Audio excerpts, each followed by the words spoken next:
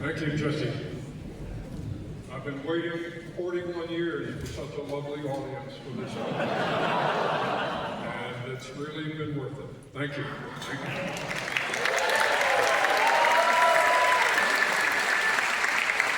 Now, we're going to have a Q&A after the screening for those of you who would like to stick around.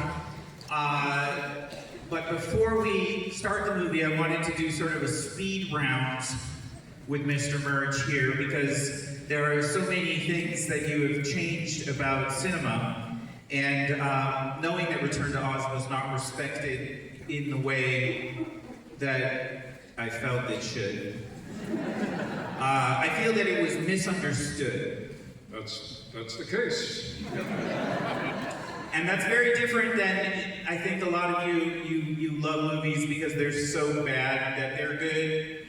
Return to Oz does not fall into this category at all. And so I wanted to bring up a couple of people that were part of this film that may make this more interesting for those of you who didn't know that the director would be here.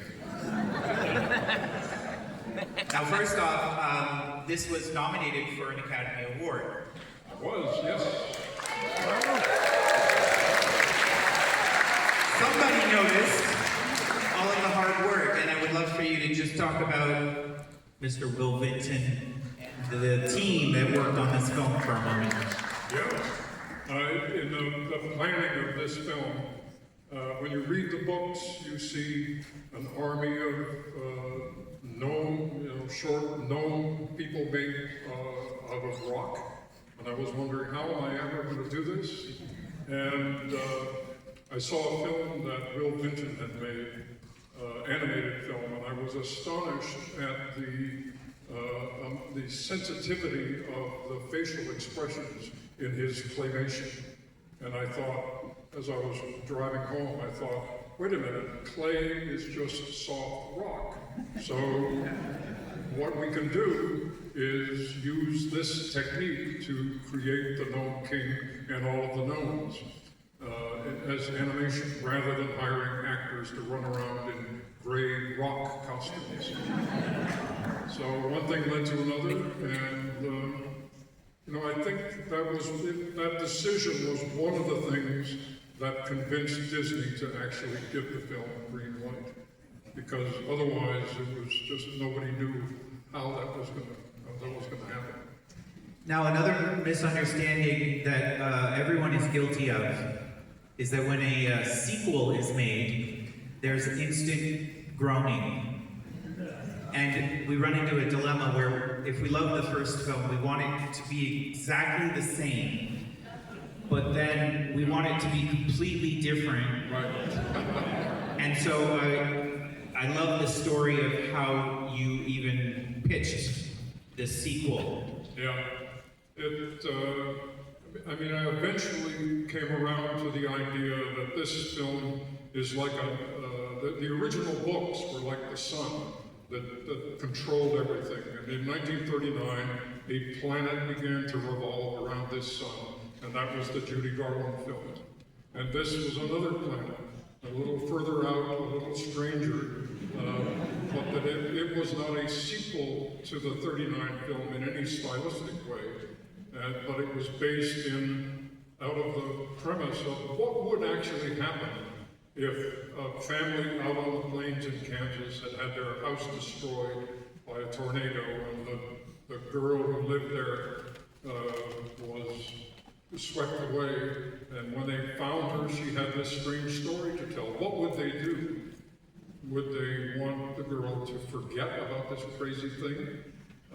So it was out of that dilemma that the seed of the film took hold. So, in a sense, this is based on the actual L. Frank Baum sequels, books 2 and 3, and perhaps this is why the movie was deemed scary. For a lot of people who have told me they were completely traumatized at the age of 8 when they walked into, a story from the turn of the century. Right. Yeah, it is.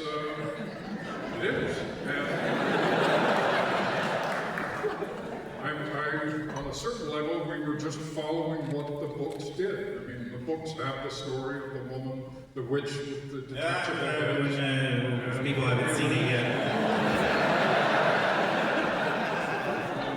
But reading it on the page is one thing, but actually seeing it on screen with sound and music and everything else is something else. So the temperature, the heat gets turned way up when you watch a film compared to what happens when you read a book.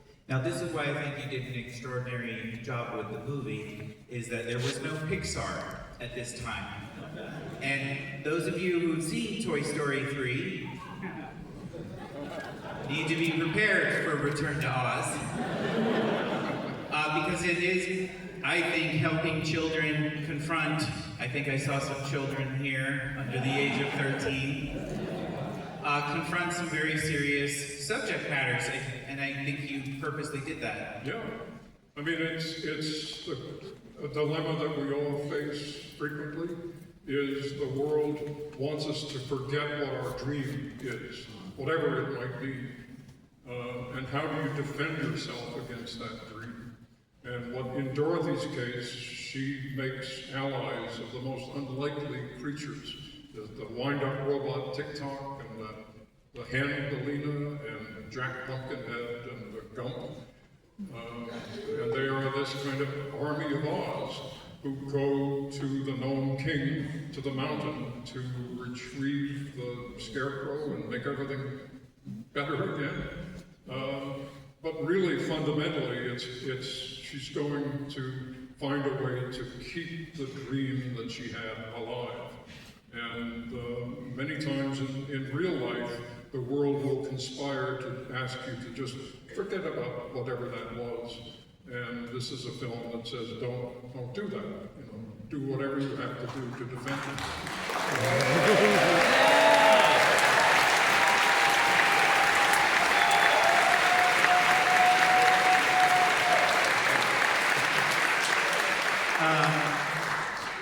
Dorothy is played by Fairuza Balk.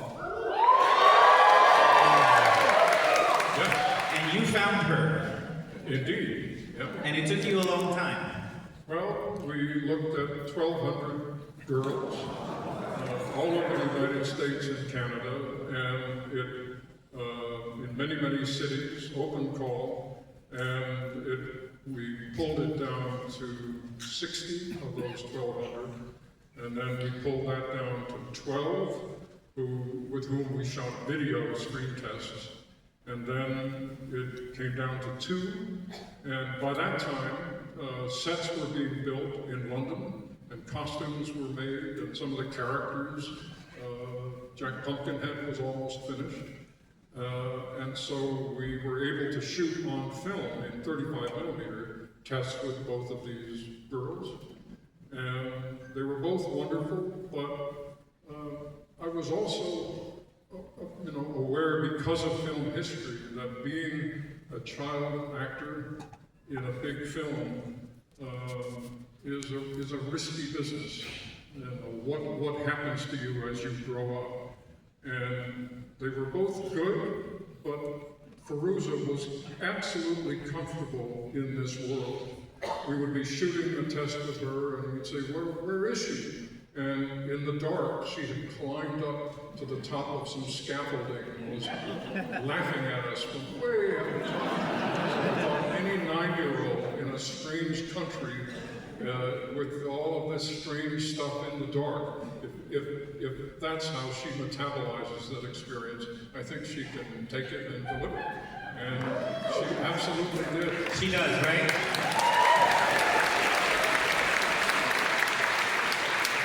Now you said 2 more things. First, or second to last, is the Jim Henson Puppet Factory.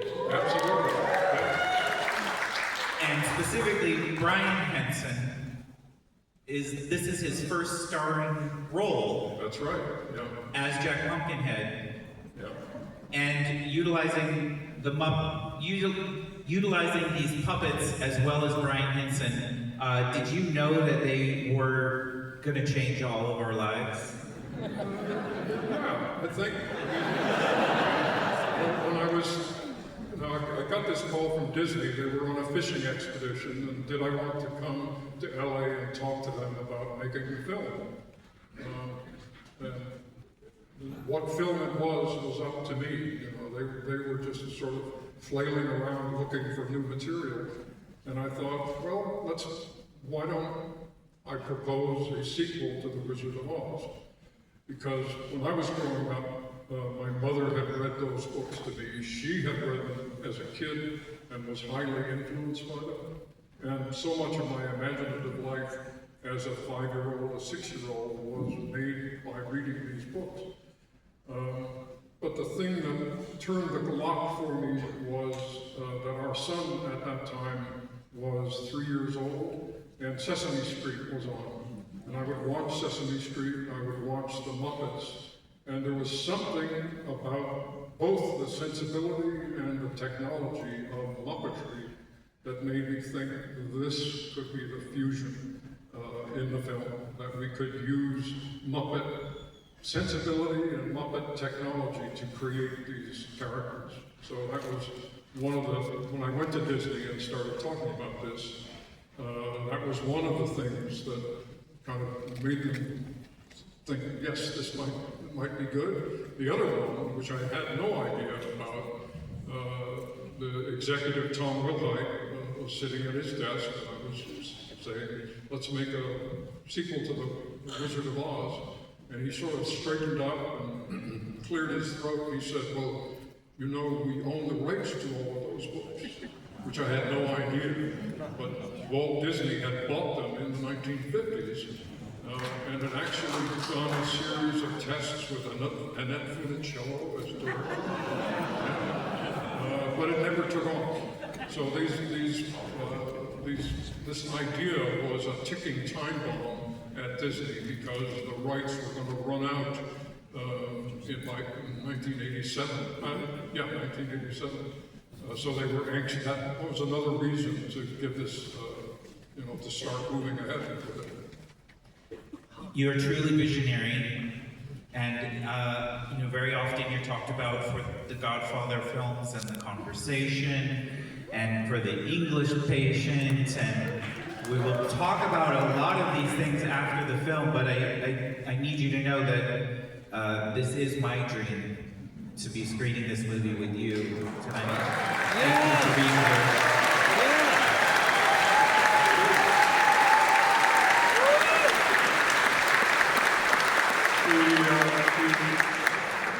We had a series of screenings at the American Cinematheque in Los Angeles at the end of January. And they screened Conversation and Return to Oz and Apocalypse Now. And I was sitting in the Egyptian Theater, another wonderful palace theater, with not as many as you, but a good full house. And sitting there watching the film in 2025, I began to look at the Gnome King in a slightly different way because of the situation. So just keep that idea tucked in the back of your head. Mr. Walter Murch, everyone.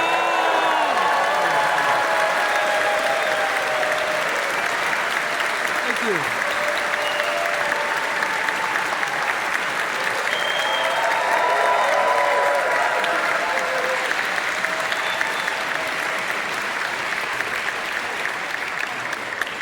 Now, as we're getting ready to watch a movie here in really a church of cinema,